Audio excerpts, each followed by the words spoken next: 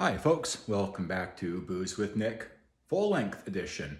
Maybe you saw the promo short that I did for Rosenstadt Festbier. I want to just take a few minutes to talk about it without sounding like the Micro Machines guy from the 80s. You're not that old, are you?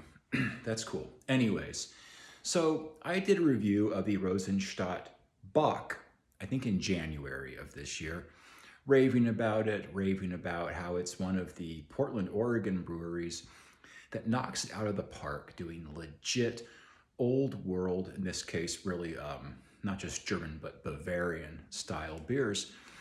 And what I mean by that is they get balance.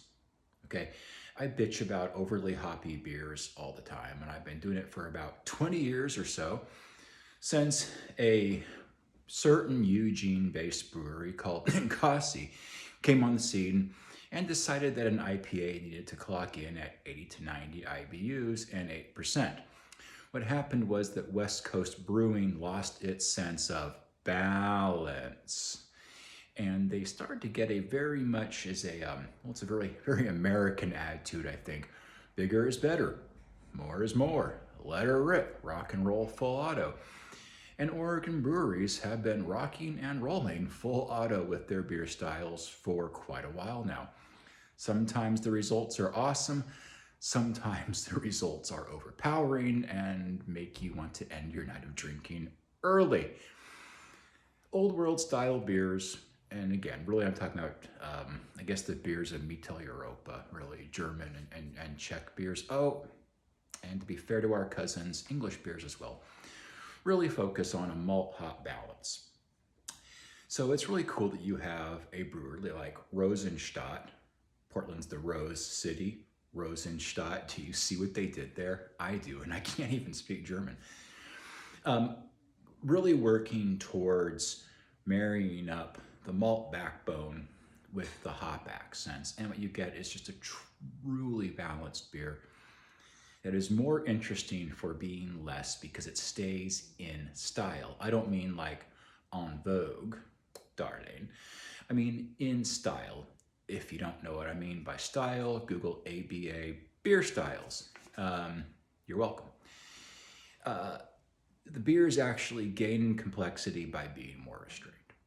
So in this case, you have really the ingredients that you'd expect from a Mitteleuropa beer. You've got for malts, German Pilsner, Dark Munich, Kara Munich, and the horribly named Carafoam. For hops, German Magnum, and then Hallertauer Mittelfrüh, and then Czech Saaz yeast is German lager. So if that didn't mean anything to you, don't sweat it. Beer geeks were like, oh yeah, man, that makes sense. That's what I would use for that beer. So anyways, lots of talk about the beer. About beer in general. Let's talk about this beer. When I poured it, when I cracked the can, it smelled like a banana runt. Get your mind out of the gutter.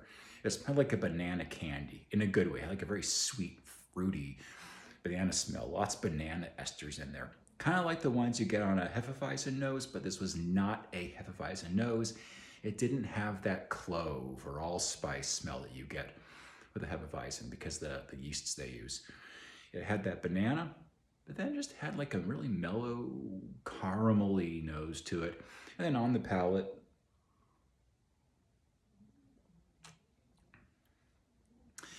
a very gentle, roasty caramel.